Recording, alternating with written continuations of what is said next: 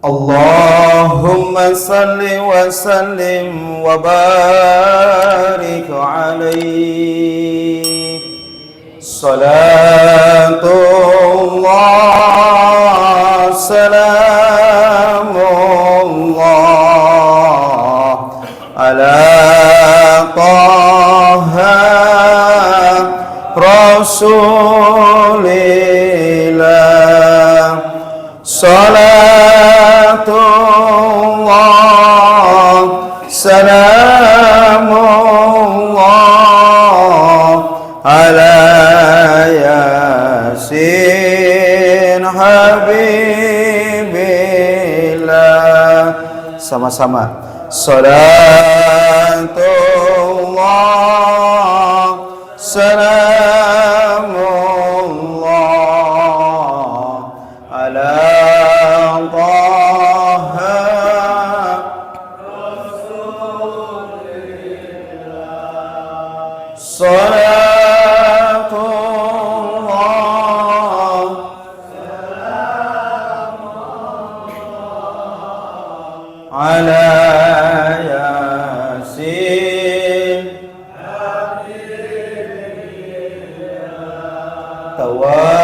tawassalna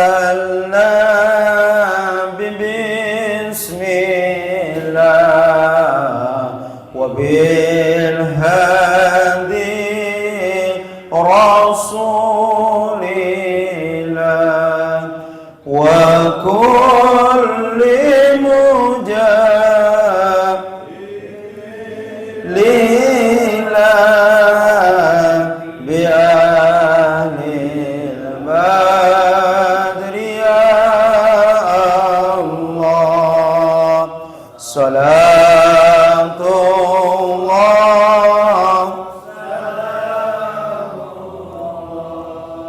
ala taha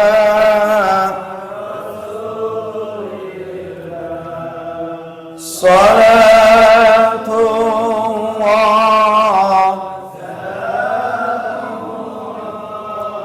ala yasin habibillah. Allahumma salli wa sallim wa barik alaihi. Bismillah, alhamdulillah, wassalatu wassalamu ala rasulillah Muhammad ibn Abdillah wa ala alihi wa ashabihi wa mawalah.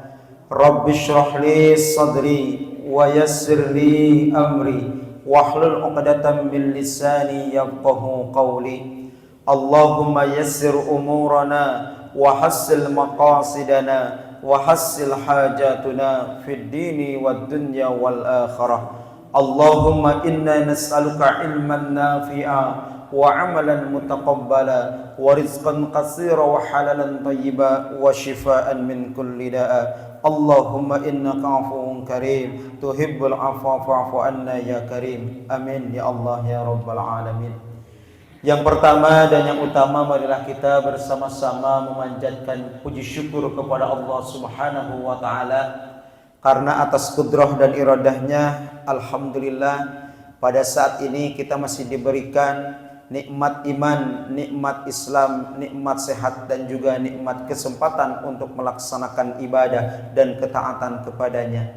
Kita berdoa dan bermunajat, mudah-mudahan khususnya ibadah puasa yang telah kita laksanakan diterima oleh Allah Subhanahu wa taala, dan mudah-mudahan kita pun diberikan kekuatan lahir dan batin untuk menyempurnakan khususnya ibadah puasa Ramadan selama 1 bulan penuh di tahun ini. Amin amin ya Allah ya rabbal alamin.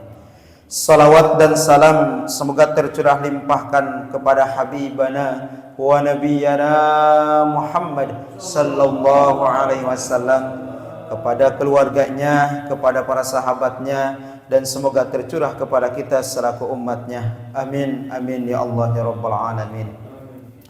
Para alim ulama, para asatid, para tokoh masyarakat, wabil khusus yang kami hormati guru kita Ustadz Kadir Yang kami hormati Ustadz Hanani dan yang kami hormati khususnya Ketua Dewan Kemakmuran Masjid Ar-Rahman Bapak Haji Firman beserta seluruh jajarannya, para pengurus RT, pengurus RW, serta para jamaah sekalian yang mohon maaf tanpa mengurangi rasa hormat dan ta'zim saya pribadi. Mohon maaf yang sebesar-besarnya tidak bisa disebutkan satu persatunya. Hadirin jamaah rahimakumullah, waktu terasa begitu cepat. Terasa baru kemarin Pak Agus kita ngobrol di sini ya, bulan Februari kemarin sambil membicarakan persiapan Ramadan. Nah, pada hari ini, tepat di hari Sabtu ini, kita sudah berada di pertengahan bulan Ramadan. Dan luar biasa Ramadan tahun ini terulangnya belum tentu terulang 10 tahun sekali ya. Kenapa? Tanggalnya itu sama antara hitungan secara Hijriyah yakni Ramadan ataupun hitungan secara Masehi bulan Maret ini sama ya. Ini belum tentu terulang 10 tahun lagi yang akan datang. Makanya Pak Haji kalau untuk penjadwalan sekarang itu lebih mudah ya. Tanggal berapa misalkan jadwal? Oh tanggal 16. Oh berarti tanggal 16 Ramadan ya, tanggal 16 Maret. Kadang-kadang kalau beda, kadang-kadang agak susah. Ini tuh kan kalau Ramadan ngitungnya kan dari maghrib. Misalkan kita nanti malam pas adzan maghrib, secara hitungan Ramadan kita itu udah masuk mau ke 16, kan hitungannya dari maghrib. Tapi kalau hitungan secara Masehi masih tanggal 15 kalau nanti kita maghrib. Nah, sekarang alhamdulillah ya. Jadi ini salah satu hal yang sangat luar biasa di Ramadan tahun ini. Allah mentakdirkan tahun 1446 ini dengan hitungan hijrah atau Masehinya tanggalnya bisa sama. Ini luar biasa ya. Nah, hadirin rahimakumullah, di pertemuan bulan kemarin sudah disampaikan bahwasanya masing-masing bulan itu memiliki keistimewaan tersendiri. Ketika kita masuk pada bulan Rajab 2 bulan yang lalu, maka ada peristiwa yang kita peringati dengan namanya peristiwa Isra dan Mi'raj. Kita masuk di bulan Sya'ban, kita memperingati, ada yang disebut dengan Nisfus Sya'ban, ada yang disebut dengan pensetoran amal umat manusia. Juga termasuk perintah puasa itu turunnya di bulan Sya'ban, dan turunnya ayat yang berkaitan dengan sholawat itu pun turunnya di bulan Sya'ban. Nah, hadirin rahimakumullah, masuk pada bulan Ramadan ini, selain Allah Subhanahu wa taala memerintahkan ibadah puasa sebagaimana terdapat dalam Al-Qur'an surah Al-Baqarah ayat 183, di ayat 185-nya Allah Subhanahu wa taala memberikan pesan kepada kita bahwasanya selain Ramadan ini umat manusia diwajibkan untuk melaksanakan ibadah puasa selama 1 bulan penuh, ada hal yang sangat luar biasa sekali, hal lainnya yakni diturunkannya Al-Qur'an. Sehingga pada kesempatan kuliah subuh pada hari ini insyaallah kita akan membahas yakni satu tema dengan tema keistimewaan Al-Qur'an. Mudah-mudahan dengan kita mempelajari mengenai fadilah atau keistimewaan dan keutamaan Al-Qur'an ini, setidaknya kita di setengah lagi Ramadan, di tanggal 15 sampai tanggal 30 nanti, kita bisa meningkatkan interaksi kita dengan Al-Qur'an. Kan biasanya kalau 10 hari Ramadan ini yang kerja sudah mulai libur, anak sekolah sudah mulai libur. Nah, mudah-mudahan kalau kemarin kita misalkan ada alasan belum sempat baca Al-Qur'an karena kerja, kalau kemarin misalkan kita belum sempat berinteraksi dengan Al-Qur'an, belum sempat membaca Al-Qur'an karena ada alasan antar jemput anak kita yang sekolah atau yang les dan sebagainya. Nah, di kesempatan ini mudah-mudahan menjadi motivasi bagi kita untuk meningkatkan interaksi kita dengan Al-Qur'an, khususnya di 1/2 Ramadan ini ya. Hadirin rahimakumullah, mana dalil ataupun ayat yang mengabadikan peristiwa daripada turunnya Al-Qur'an? Tadi sudah disebutkan, yaitu Al-Qur'an surah Al-Baqarah ayat 185. A'udzu billahi minasyaitonir rajim. Syahrul Ramadan alladzi unzila fihi al-Qur'an hudan lin-nasi wa bayyinatin minal huda wal furqan ila akhirih al-ayat. Syahrul Ramadan alladzi, bahwasanya bulan Ramadan itu alladzi unzila fihi al-Qur'an, yakni bulan waktu pertama kali Al-Quran diturunkan.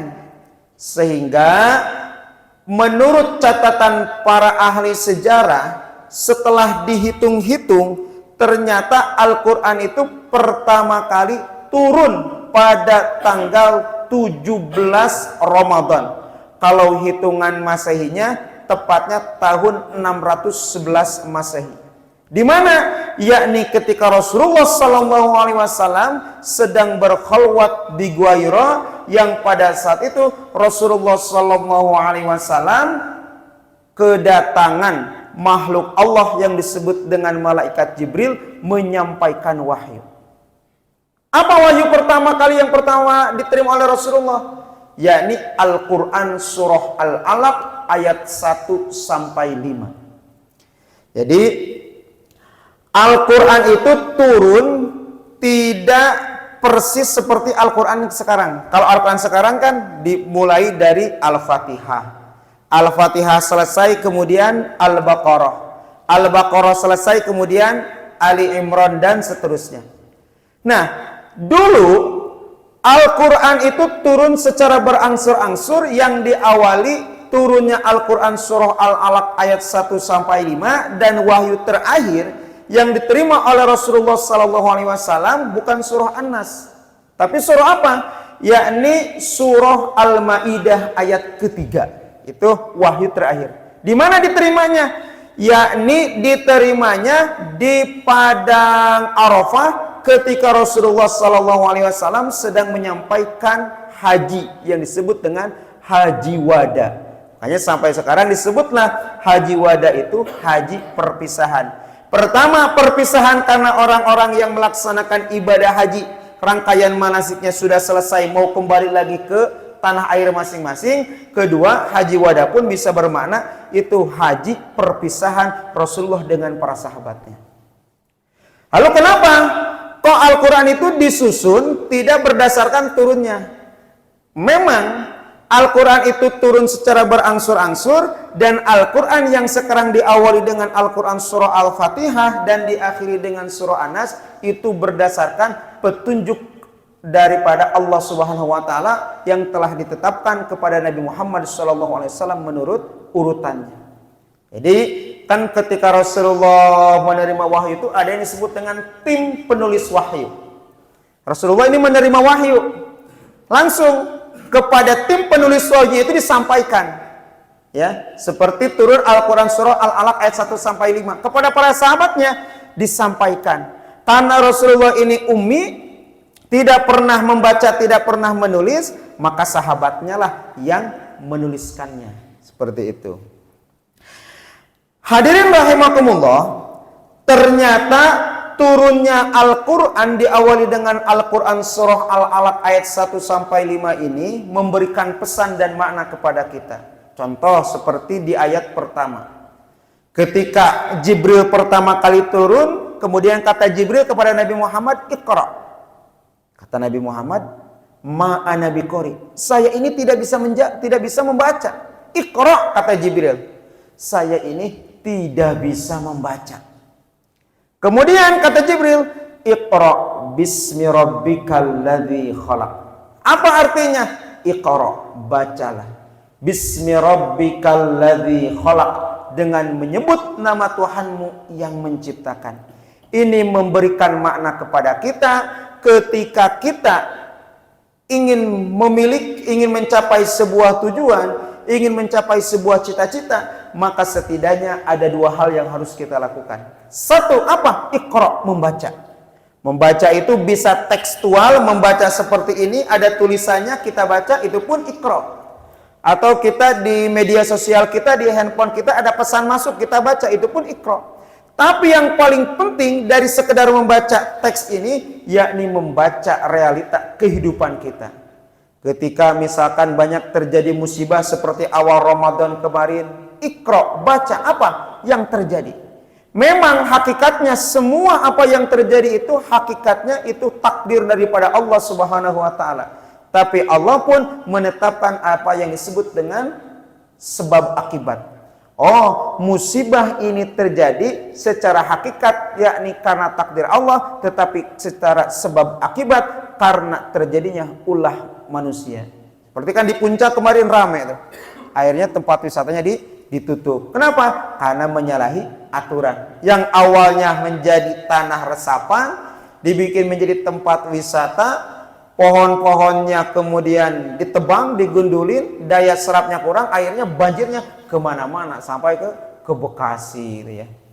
Nah selain kita membaca tekstual, membaca alam semesta, membaca lingkungan kita, kemudian kita barengi juga kita sebagai orang yang beriman, yakni Bismi rabbikal ladzi khalaq. Kita membaca tekstual, kita membaca alam semesta ini, kita membaca sekitar kita, juga kita barengi dengan nama Allah. Karena khawatir kalau kita hanya sekedar bisa membaca saja tapi tidak dibarengi dengan nama Tuhan, khawatir menjadi orang yang sekuler. Kan orang-orang sekuler itu secara nalar hebat-hebat, secara logika keren-keren. Tetapi sayang, semua kehebatannya itu tidak dikaitkan terhadap kuasanya Allah. Nah, hebatnya orang yang beriman, selain membaca realita kehidupan, juga dikaitkan semuanya dengan kuasa Allah Subhanahu wa ta'ala. Nah, untuk apa Al-Quran itu diturunkan? Ayat selanjutnya menjawab, hudal linnasi wa bayyinatin minal huda wal furqan. Fungsi daripada Al-Quran diturunkan oleh Allah Subhanahu wa ta'ala kepada Nabi Muhammad sallallahu alaihi wasallam, juga termasuk untuk umatnya, tiada lain dan tiada bukan, yakni hudan, sebagai petunjuk. Bagi siapa?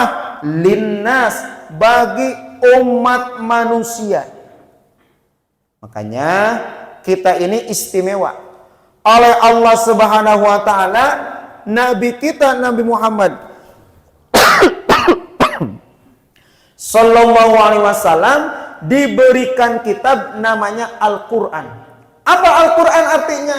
Yakni bacaan atau yang dibaca. Jadi ini memberikan pesan dan makna umat Islam itu harus banyak-banyak membaca. Menurut istilah bagaimana? Menurut istilah yakni kalamullah, kalam Allah, al-munazzalu, yang diturunkan kepada siapa? Yang diturunkan kepada Nabi Muhammad sallallahu alaihi wasallam biwasilah Jibril alaihissalam, melalui pelantaran malaikat Jibril alaihissalam, bitawatir, yang terpercaya.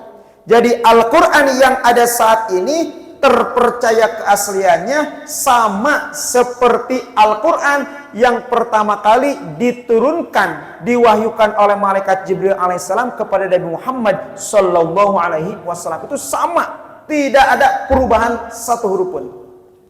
Dan hebatnya Al-Quran itu al-muta'abbadu bitilawati, yakni termasuk ibadah bagi orang-orang yang membacanya.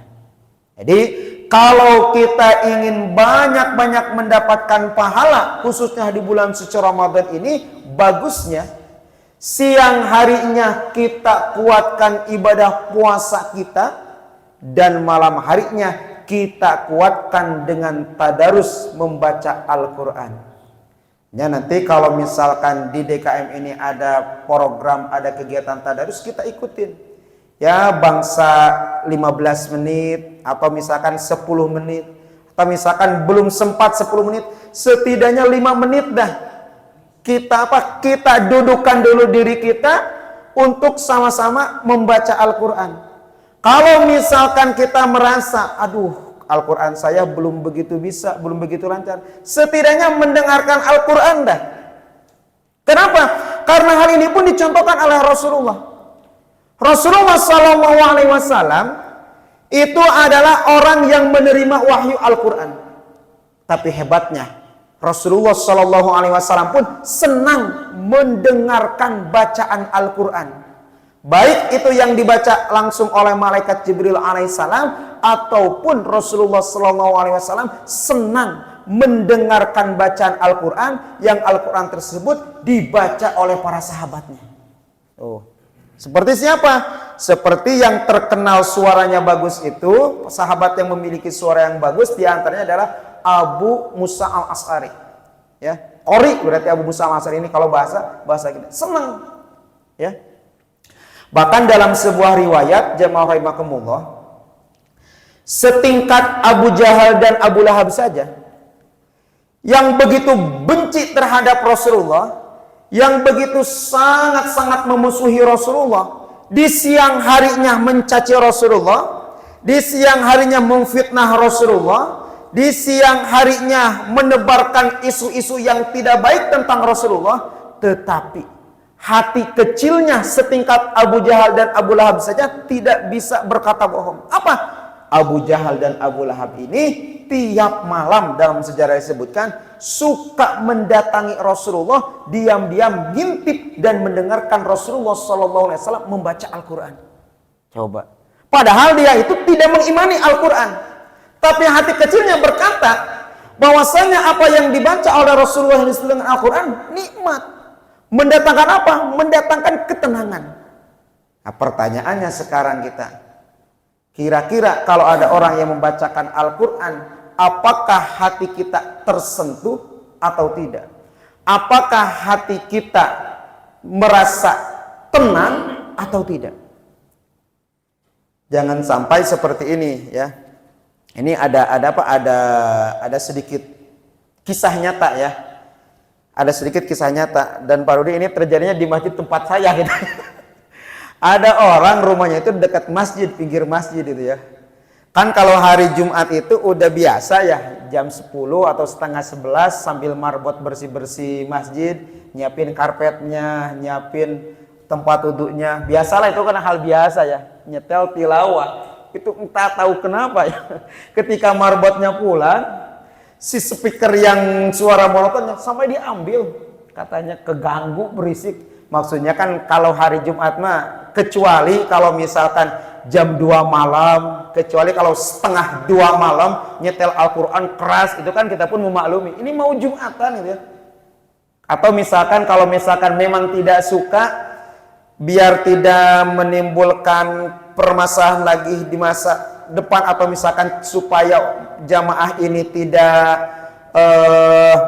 menjudge-nya hal yang tidak baik, setidaknya cukup aja kan dikonfirmasi ke DKM-nya, Pak tolong misalkan jangan dulu dinyalain, saya mau istirahat. Ini enggak, jam 11-an nyetel tilawah diambil speakernya, untung ada CCTV, kita lihat aja ini kok kenapa orang sampai sebegininya, katanya terganggu. Nah kita apa, jangan sampai.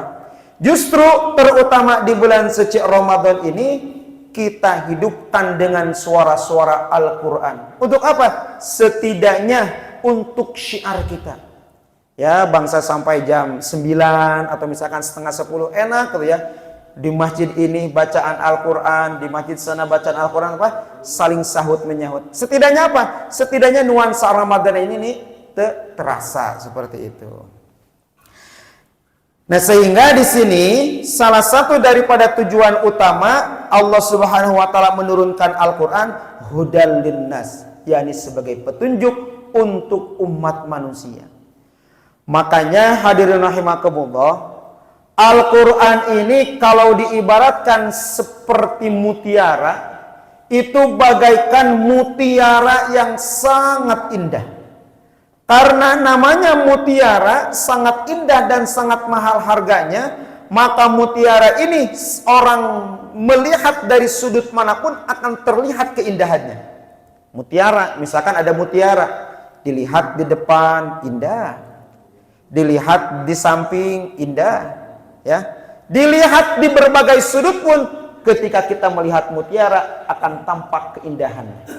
Begitupun dengan Al-Quran. Kalau diibaratkan seperti mutiara, maka Al-Quran ini adalah mutiara yang paling indah, sehingga siapapun manusia yang mempelajari Al-Quran dengan memiliki latar belakang profesi apapun akan menemukan daripada keindahan Al-Quran. Ada pemimpin mengkaji Al-Quran, maka ketika pemimpin tersebut mengkaji Al-Quran, maka akan menemukan jawaban di dalam Al-Quran bagaimana menjadi pemimpin yang amanah.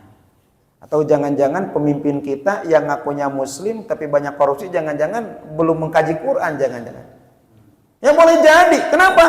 Karena kalau mengkaji Al-Quran, benar-benar menjalankan Al-Quran, gak mau korupsi, gak mau mengambil hak rakyatnya. Coba, gak tanggung-tanggung gitu ya, kalau kita lihat berita sekarang, sedih negara kita. Udah sembako pada naik, sebentar lagi mungkin listrik pun naik, berita di mana-mana korupsi. Korupsinya sekarang tak nanggung-nanggung Pak Haji, bukan lagi, triliunan Pak. Uang negara dirampok. Kan berita yang terbaru tuh berita terkait Pertamina, dalam jangka waktu 1 tahun kerugian negara 193,7 triliun.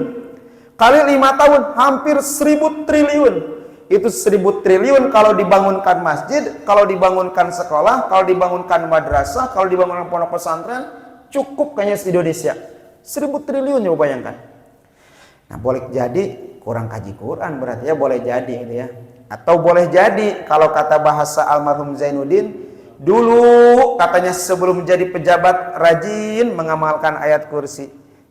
Udah jadi pejabat, kursinya dipakai, kursinya diambil, ayatnya ditinggal. Nah, seperti itu.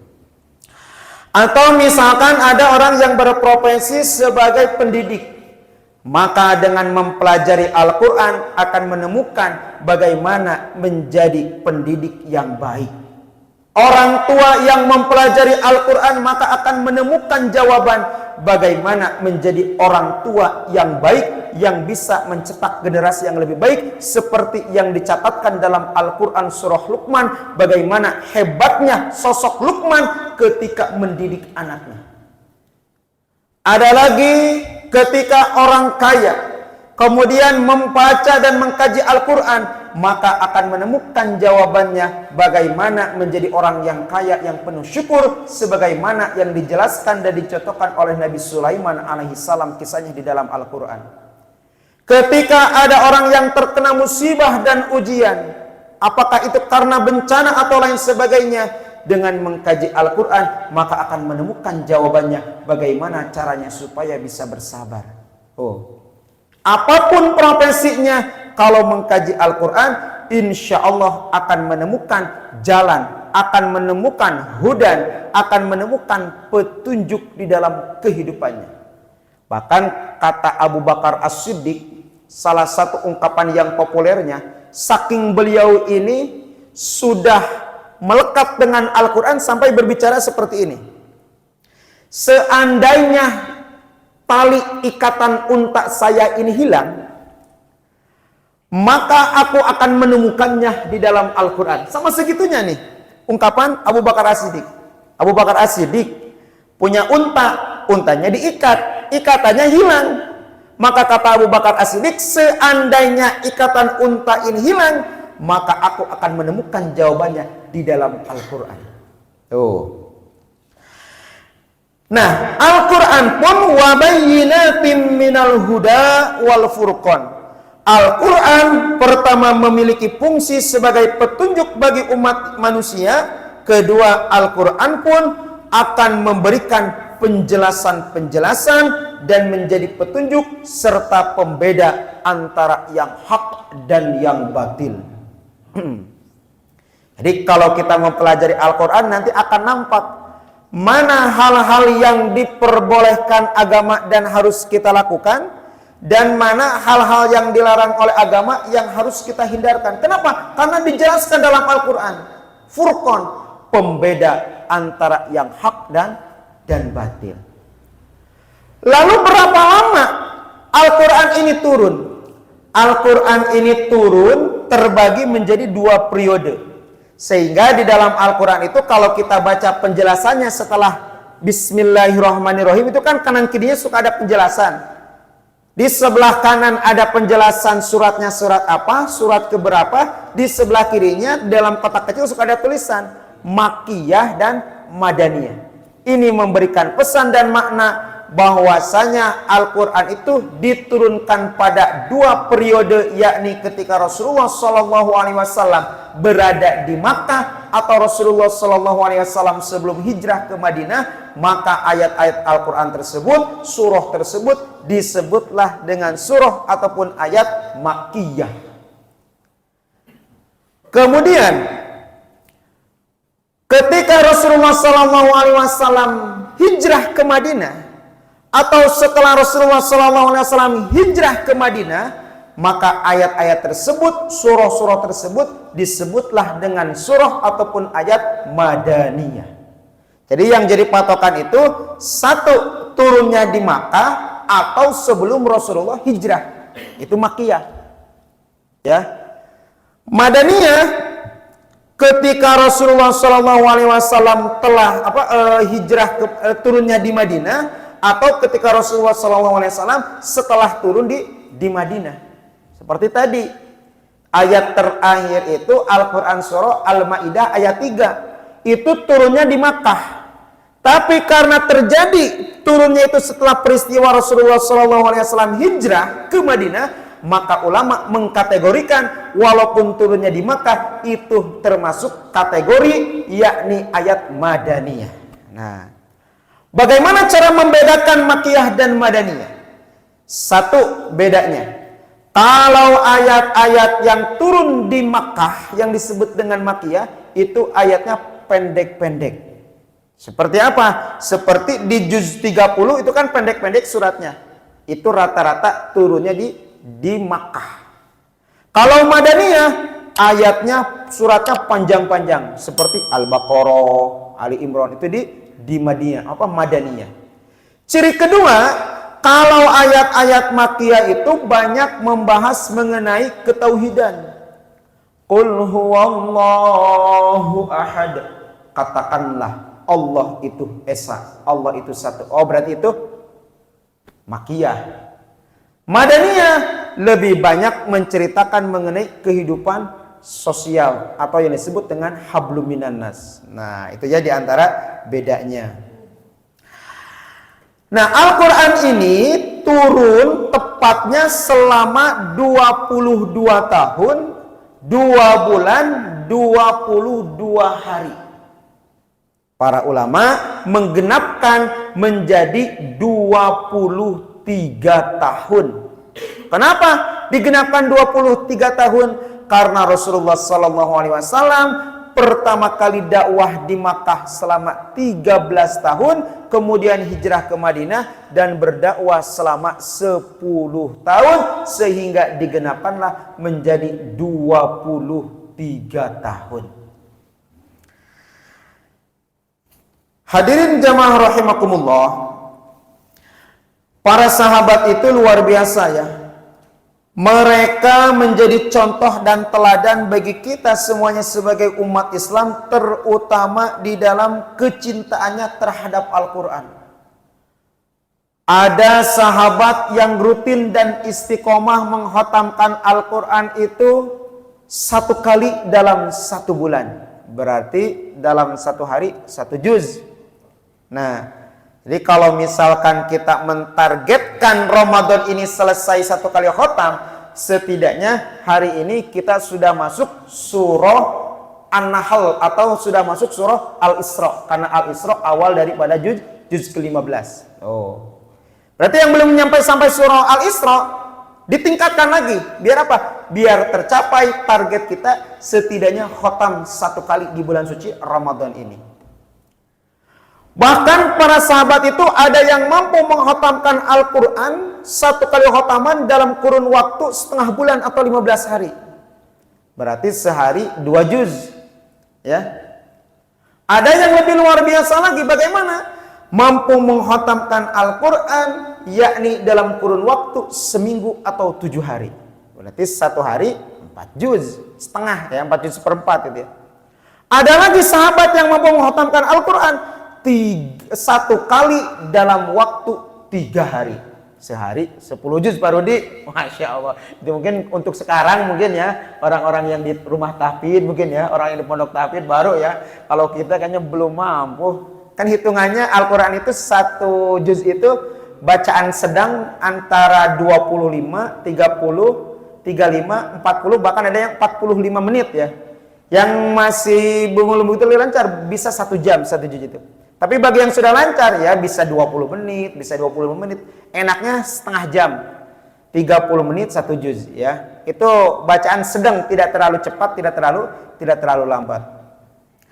Bahkan ada sahabat, dan ini pun menjadi hal yang sangat luar biasa dicatat dalam sejarah, dalam 1 hari. Nah, ini dalam 1 hari. Dalam 1 hari mampu mengkhatamkan Al-Quran 2 kali. Ada. Kalau yang tadi 1 kali khotam sebulan, 1 kali khotam 2 minggu, 1 kali khotam seminggu, 1 kali khotam 3 hari, ada sahabat yang mampu mengkhatamkan 2 kali dalam sehari. Siapa contohnya? Yakni sahabat Utsman bin Affan. Siapa lagi contohnya? Yakni setingkat Imam Asy-Syafi'i. Karena mereka karena beliau-beliau ini sudah hafal, berarti kemana-mana sambil jalan baca Quran, sambil duduk baca Quran, seperti itu. Makanya ada intermezzo Pak Agus ya. Ada intermezzonya ya. Setan katanya di bulan puasa ini kan dirantai, dibelenggu ya. Tapi ini intermezzo ya, bukan asli. Tapi setan itu tersenyum ya, tersenyum merasa dia ini sudah berhasil menggoda manusia katanya. Wah, manusia nggak apa-apa puasa katanya. Tapi yang penting dia itu nafsunya, yang penting dia itu sibuk dengan HP-nya katanya gitu. Tapi kata orang yang rajin Quran, saya mah walaupun pegang HP dari pagi sampai siang, dari siang sampai sore, dari sore sampai malam, nih baca Quran. Waduh, kata setan, ketipu saya. Dikira main HP cetan doang, dikira main game doang. Enggak, kata orang beriman. Saya mah pegang HP juga Bapak baca Quran. Kenapa? Karena katanya lebih praktis. Artinya apa? Kita boleh baca Quran di HP, boleh ya, karena berkembang sesuai dengan perkembangan zaman. Dulu di zaman Rasulullah, para sahabat baca Quran, ada yang ditulis di pelapah kurma, ada yang ditulis di tulang belulang. Kesininya ada kertas, bacalah Al-Quran dengan Al-Quran yang ada di kertas. Teknologi maju dengan Al-Quran digital, boleh, silahkan ya. Bagaimana hukumnya ketika kita di handphone ada Qurannya? Apakah wajib pegang wudhu atau tidak? Ini jadi muncul pertanyaan. Kata sebagian ustadz, kata sebagian ulama berpendapat seperti ini. Kalau aplikasinya sedang tidak dibuka, tidak apa-apa, nggak pegang nggak punya wudhu juga, ya. Tapi kalau aplikasi Qur'annya sedang dibuka, maka harus punya wudhu. Kan kalau kita klik aplikasinya keluar Qur'an kan, berarti pada saat itu fungsinya seperti Al-Qur'an, maka harus punya wudhu. Tapi ketika di close, kembali lagi ke fungsi awalnya, tidak diwajibkan memegang handphone dengan memiliki wudhu seperti itu, ya. Itu luar biasa ya. Jadi ada 2 sahabat yang tercatat dalam sejarah dalam 1 hari mampu mengkhatamkan Al-Quran sebanyak 2 kali, di antaranya yakni sahabat Utsman bin Affan, dan dilanjutkan oleh Imam Asy-Syafi'i radhiyallahu anhu. Beliau adalah pendiri madhab Syafi'iyah atau madhab Syafi'i. Nah, pertanyaan kepada kita, kalau para sahabat memiliki kecintaan kepada Al-Quran sampai seperti itu, bagaimana dengan diri kita? Hadirin rahimakumullah, apa yang menjadi keistimewaan Al-Quran? Yang pertama yang menjadi keistimewaan Al-Quran, Al-Quran ini adalah kebenaran yang hakiki. Tidak diragukan lagi kebenaran daripada Al-Quran. Mana ayatnya? Dzalikal kitabul la raiba fi hudal lil muttaqin. Kitab Al-Quran ini tidak ada keraguan padanya, petunjuk bagi orang-orang yang bertakwa. Ini Allah Subhanahu wa taala menetapkan ayat ini, menyimpan ayat ini di dalam Al-Quran surah Al-Baqarah ayat 2. Berarti ketika kita akan membaca Al-Quran, kita diingatkan oleh Allah Subhanahu wa taala tidak boleh ragu harus yakin terhadap semua isi Al-Quran. Sehingga kata ulama, kalau misalkan ada orang yang mengingkari, jangankan satu Al-Quran, ingkar satu ayat saja terhadap Al-Quran, maka batal keimanannya. Artinya apa? Kita harus meyakini Al-Quran 30 juz, 114 surat itu benar-benar firman Allah, benar-benar daripada wahyu Allah Subhanahu wa taala. Kita jangan ragu sedikit pun, termasuk bagi ibu-ibu ketika membaca Al-Quran surah An-Nisa ayat yang berkaitan dengan poligami, jangan ragu-ragu. Kalau misalkan kita belum sanggup, kita terima ayatnya, kita jangan sampai menentang ayatnya. Tetapi kalau kita misalkan belum bisa dimadu oleh suami kita, ya sampaikan aja. Ayatnya benar.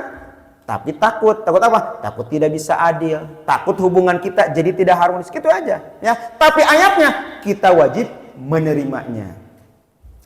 Kedua, apalagi Al-Quran ini akan terpelihara dan terjaga keasliannya sepanjang masa. Dulu Allah menurunkan kitab yang disebut dengan suhuf. Tidak ada jaminan, banyak diganti, banyak dirubah oleh para rahib-rahibnya. Dulu Allah menurunkan Zabur, oleh para pendetanya dirubah. Allah menurunkan Taurat karena Taurat tidak ada jaminan oleh Allah dijaga, dirubah oleh para pendetanya. Injil, ketika Allah menurunkan Injil kepada Nabi Isa alaihissalam karena tidak ada jaminan dari Allah Subhanahu wa taala untuk menjaganya, dirubah oleh para pendetanya. Tapi Al-Quran mulai dari diturunkan dari Allah Subhanahu wa taala kepada malaikat Jibril, dari malaikat Jibril kepada Rasulullah, dari Rasulullah kepada para sahabat, sampai hari ini, sampai nanti akan datangnya hari kiamat, itu terjaga keasliannya. Tidak akan ada bisa yang merubah satu huruf pun. Jangankan satu ayat, satu huruf pun tidak. Kenapa? Inna nahnu nazzalna dzikra wa inna lahu lahafizun. Sesungguhnya kamilah yang menurunkan Al-Quran dan kamilah yang akan menjaganya. Pada ayat ini menggunakan kata inna, yakni kami, bukan ini, karena hakikatnya Al-Quran dijaga oleh Allah Subhanahu wa taala. Pada realitasnya banyak orang-orang para penghafal Al-Quran, sehingga ketika Al-Quran dirubah akan mudah terdeteksinya. Sehingga kalau kita beli Al-Quran kan suka ada tuh keterangannya, apabila menemukan kekeliruan dalam Al-Quran ini, tolong disampaikan ke penerbitnya. Makanya sebelum Al-Quran itu diterbitkan, ada namanya tim pentashih Al-Quran. Dicek dulu. Kan di Ciawi ada tuh lembaga pencetak Al-Quran LPQ di Ciawi tuh, yang di setelah masjid apa tuh yang gede itu? Masjid apa Pak Firman? Masjid gede itu? Yang di Ciawi, habis kita keluar tol tuh, di belok kiri setelah pasar itu ada LPQ, pencetak Quran milik Kemenag ya. Ada temen, itu luar biasa kerjanya Pak Agus. Kerjanya apa? Kerjanya baca Quran. Jadi ada Quran nih, sebelum dicetak dia baca dulu. Kalau ada kesalahan disampaikan, salah ketik atau misalkan salah titik, oh ini salah nih. Jadi setiap hari kerjanya baca Quran. Seneng banget intinya kerja baca Quran, ya dapat gaji, dapat pahala. Itu namanya di LPQ milik Kemenag. Apalagi Al-Quran adalah kitab penjelas dan petunjuk seperti yang sudah dijelaskan tadi. Keempat, Al-Quran ini keistimewaannya akan mendatangkan syafaat atau pertolongan kepada para sahabatnya. Iqra'ul Quran fa innahu ya'ti yaumal qiyamah syafi'an li ashabi. Bacalah Al-Quran karena Al-Quran itu nanti akan datang pada hari kiamat, memberikan syafaat, memberikan pertolongan kepada para sahabatnya. Di antara sahabat-sahabat Al-Quran yakni orang yang mengimani Al-Quran, orang yang senang membaca Quran, orang yang senang mentadaburi Al-Quran, orang yang senang mendengarkan Quran, orang yang mengamalkan Al-Quran, dan orang yang mendakwahkan ataupun mengajarkan Al-Quran. Nanti datang. Ya, di kubur itu kan ketika seseorang meninggal dikubur, malam pertama yang paling menakutkan bagi seseorang yakni malam pertama di alam kubur. Jadi Pak Agus kebalikannya, kalau malam yang paling nikmat di alam dunia ini yakni malam pengantin, malam paling nikmat. Nah, gitu ya. Tapi malam yang paling menakutkan bagi umat manusia yakni malam pertama di alam kubur. Kenapa? Gelap, sempit. Ya, sudah berbeda alam. Maka pada saat itu di antara amal yang akan menyelamatkan ahli-ahli kubur yakni pahala baca Al-Quran yang pernah kita baca. Sehingga di kita diadakanlah tahlilan. Apa tujuannya? Untuk apa? Untuk mendorong orang ini sudah punya amal pribadinya. Kita bantu orang-orang yang hidup, ya, yang pahalanya kita khususkan supaya apa? Setidaknya menambah amalnya. Kita berdoa di dunia, kita pahalanya khususkan, mudah-mudahan bisa menambah pahalanya. Makanya adalah tahlilan. Apa yang dibaca? Ayat-ayat Al-Quran, kalimat thayyibah, salawat dan lain sebagainya. Hadirin rahimakumullah, selanjutnya Al-Quran itu merupakan salah satu ibadah yang pahalanya berlimpah. Di sini disebutkan man qara'a harfan min kitabillah falahu bihi hasanatun. Orang barang siapa yang membaca Al-Quran, orang yang membaca kitab Allah, falahu bihi hasanatun, akan dapat satu pahala. Ini hebatnya Quran. Pahalanya itu bukan hitungan lembar. Oh, ini baca Qurannya satu lembar, pahalanya segini, bukan. Tapi pahala membaca Al-Quran itu huruf per huruf.